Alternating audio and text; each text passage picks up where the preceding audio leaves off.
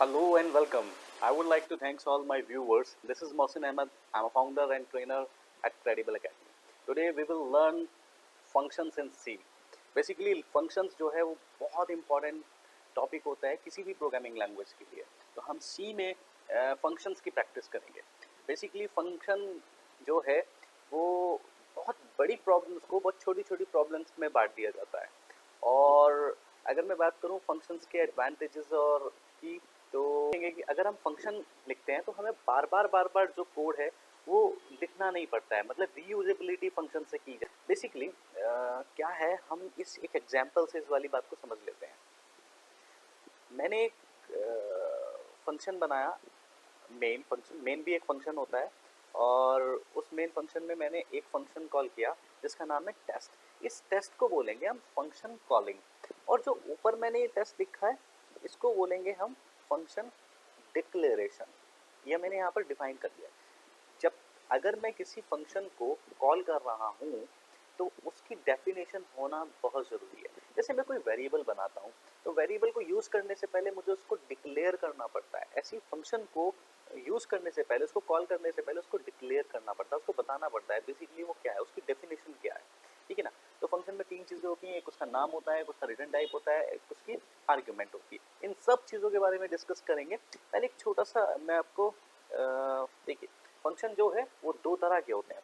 एक pre defined functions होते हैं, एक यूज़र डिफाइंड फंक्शन होते हैं. अब प्री डिफाइंड फंक्शन कौन सा है? जैसे आपने देखा होगा, एक हम यूज़ करते हैं C L R S C R. C L R S C R basically एक फंक्शन है. अभी तक हम ये सोचते हैं कि एक स्टेटमेंट है और इस स्टेटमेंट से काम क्या होता है, ये हमें क्लियर स्क्रीन करने का काम करता है. एग्जैक्टली क्लियर स्क्रीन का काम करता है, बट ये एक फंक्शन है. ये प्री डिफाइंड फंक्शन है, हमारे लिए पहले से बना के रखा गया है. ठीक है. दूसरा होते हैं get C H. Basically get C H को हम क्या करते हैं, हम समझते हैं to hold the output screen, है ना.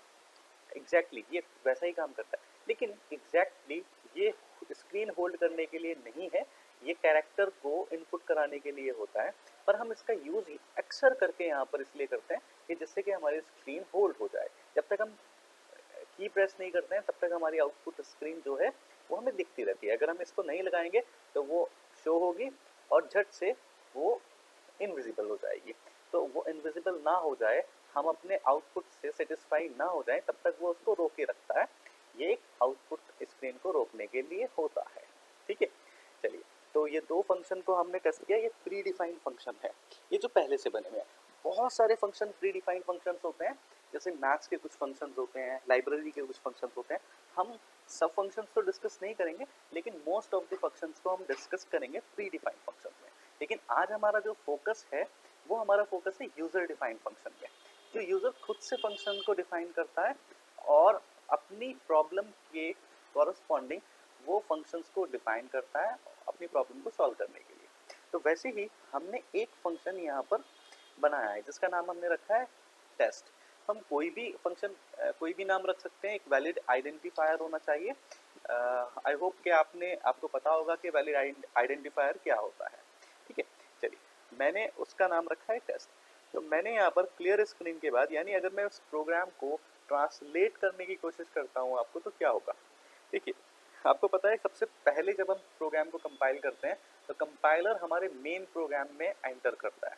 मेन प्रोग्राम में एंटर करेगा और वो क्लियर स्क्रीन को देखता है. क्लियर स्क्रीन से वो समझ जाता है, एक फंक्शन कॉल होता है कौन सा, जिसमें हमारी आउटपुट स्क्रीन को क्लियर करना होता है. सेकेंड नंबर पर वो टेस्ट को कॉल करेगा. टेस्ट ऑलरेडी वहां पर डिफाइन है, तो वो टेस्ट में जाएगा और टेस्ट में जाने के बाद हेलो वर्ड एक प्रिंट एफ की स्टेटमेंट में हमने लिखा है, तो वो हेलो वर्ड को प्रिंट कर देगा. और फिर उसके बाद गेट सी एच लगाया है, तो वो आपकी आउटपुट स्क्रीन को होल्ड करके रखेगा. मैं चाहता हूँ कि आप उसको चेक करें एक बार. इसका आउटपुट लेकर आते हैं, हेलो वर्ड. और अब क्या है, हमने देखा कि हेलो वर्ड यहाँ पर प्रिंट हो गया है. चलिए, अब कुछ बातों को और समझना है. हमें देखना है कि और क्या है होता है फंक्शन में. फंक्शन के चार इंपॉर्टेंट पार्ट होते हैं, चार कैरेक्टराइज्ड होते हैं, चार कॉल करने के तरीके होते हैं. तो हम देखते हैं. हाँ, सबसे पहले हम जब फंक्शन को कॉल करते हैं तो हम उसमें देखेंगे 4 टाइप्स में, no return type, no argument. हम फंक्शन को कॉल कर रहे हैं, उसमें रिटर्न टाइप भी कुछ नहीं होगा और उसमें आर्ग्यूमेंट भी कुछ नहीं होगा। सेकेंड वे में no return type with argument, हम रिटर्न तो कुछ नहीं करा ले रहे हैं फंक्शन से, पर हम उसको कुछ आर्ग्यूमेंट कर रहे हैं। फोर्थ होता है with return type no argument, इसमें हम रिटर्न कुछ करा रहे होते हैं पर आर्ग्यूमेंट कुछ भी नहीं होता है।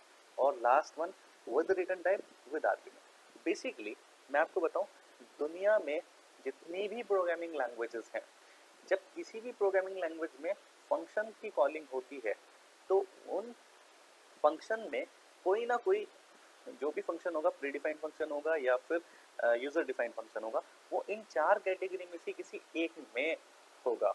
जैसे मैंने भी एक फंक्शन अभी अभी कॉल किया है, तो उस फंक्शन को एक बार देखते हैं। मैंने एक टेस्ट को कॉल किया, टेस्ट में हम रिटर्न भी नहीं करा रहे हैं और आर्ग्यूमेंट भी नहीं कर रहे हैं।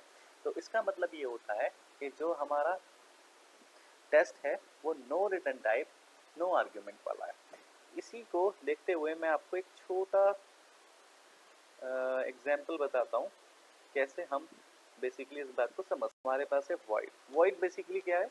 वॉइड एक कीवर्ड है और ये तब यूज किया जाता है जब कोई फंक्शन किसी भी तरह का रिटर्न टाइप नहीं दे रहा होता है, तो हम वॉइड लिखते हैं। उसके बाद एक फंक्शन का नेम, जैसे मैंने लिखा था टेस्ट, टेस्ट ही फंक्शन का नेम हो गया, और हम लगाते हैं ये जो पैरेंथेसिस मैंने लगाए हैं।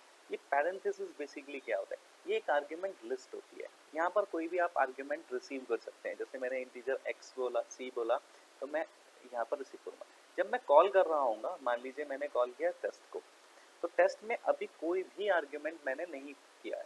लेकिन अगर मैं चाहता हूँ कि कोई आर्ग्यूमेंट डाल दूँ 4, तो 4 मैंने आर्ग्यूमेंट पास कराया, तो वो 4 आर्ग्यूमेंट कहाँ पर रिसीव होगा? वो 4 आर्ग्यूमेंट यहाँ पर रिसीव हो जाएगा। ठीक है ना? चलिए एक छोटा सा टेस्ट करके देखते हैं आर्ग्यूमेंट का। मैंने कहा कि यहाँ पर मैं एक डाल देता हूँ 5, ठीक है ना, और यहाँ पर उस 5 को रिसीव करने के लिए मैं यहाँ पर लगाऊंगा इंट x। क्लियर? और हेलो वर्ल्ड में के साथ में मैं करता हूँ x is equals to percentile d। हमें पता है कि अगर इंटीजर की वैल्यू प्रिंट करानी है तो हमें परसेंटाइल d यूज़ करना पड़ता है, कॉमा, और जिस वैल्यू को हम प्रिंट कराना चाह रहे हैं वो वैल्यू। उसके बाद वापस से मैं कंट्रोल F9 करूँगा और मुझे पता चल जाएगा ये x है। मैं चाहता हूँ कि यहाँ पर मैं कोई कंडीशन भी लगाऊँ। ठीक है, मैं इसको यहाँ पर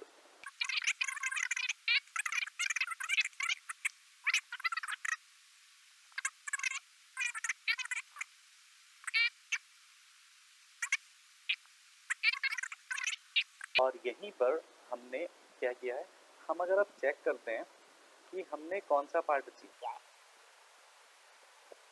तो हम देखेंगे ये हमने सेकंड वाला पार्ट अचीव किया है। Clear? No return type but argument, इसमें आर्ग्यूमेंट है। क्लियर? अब हम एक फंक्शन और बना रहे हैं जिसमें हम रिटर्न टाइप भी देखेंगे। ठीक है,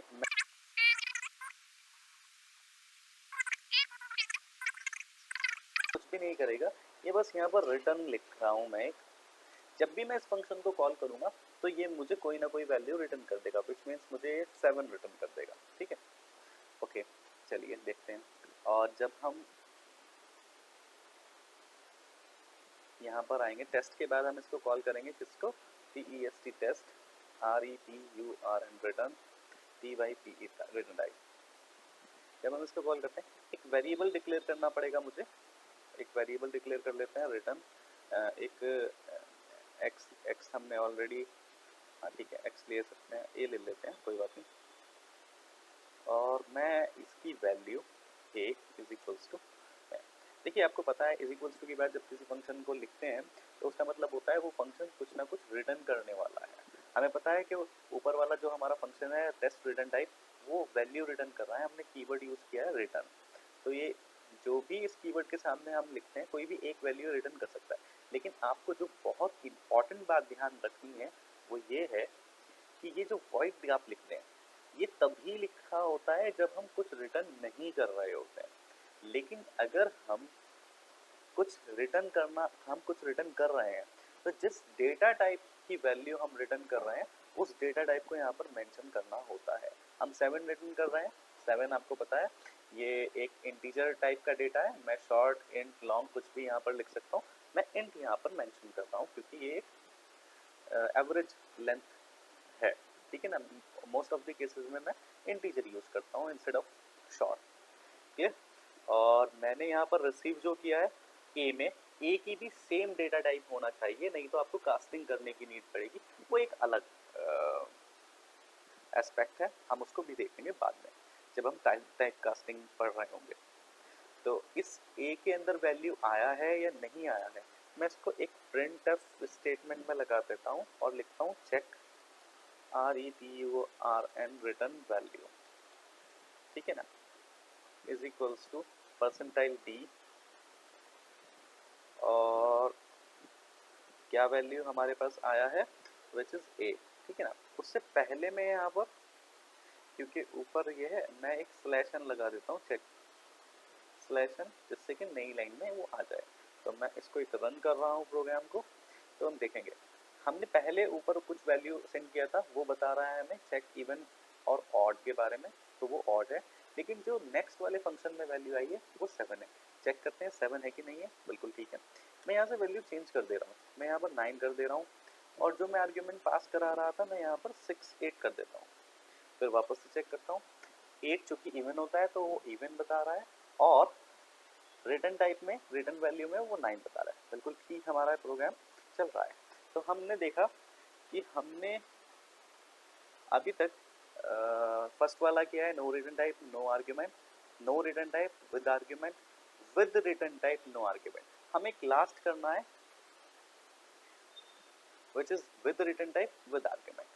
तो आई होप कि आपको ये तो क्लियर हो गया होगा। मैं यहाँ से ये सब चीजें हटा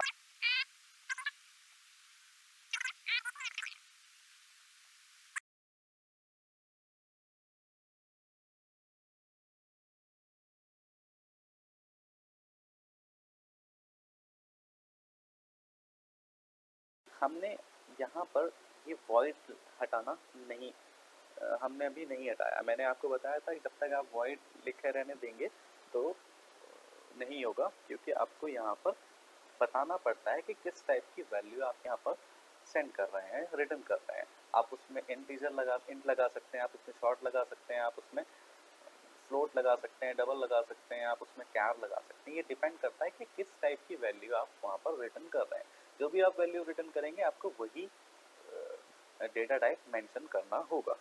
अब दोबारा से चेक करते हैं 16, गुड।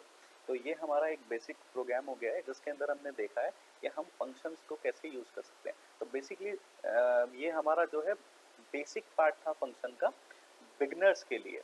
अगर आपने बिगनिंग लेवल कंप्लीट कर लिया है, आपने प्रोग्राम्स कंप्लीट कर लिए हैं, तो हम आपको उसका एक इंटरमीडिएट लेवल और फिर उसका एडवांस लेवल भी बताएंगे। अगर आपको ये वीडियो पसंद आई है और आपको लगता है कि आपको फंक्शंस का बेसिक पार्ट कंप्लीट हो गया है, तो आप मुझसे कमेंट सेक्शन में इंटरमीडिएट लेवल और एडवांस लेवल के लिए वीडियो के लिए पूछ सकते हैं। और नीचे डिस्क्रिप्शन में आपको मैं फंक्शन की प्रैक्टिस के लिए काफ़ी सारे फंक्शंस क्वेश्चंस दे रहा हूँ जिनको आपको प्रैक्टिस करना है। और अगर उन फंक्शन में प्रॉब्लम आती है तो आप मुझसे इसके बारे में प्रॉब्लम दे सकते हैं। तो thanks for watching this video, thank you.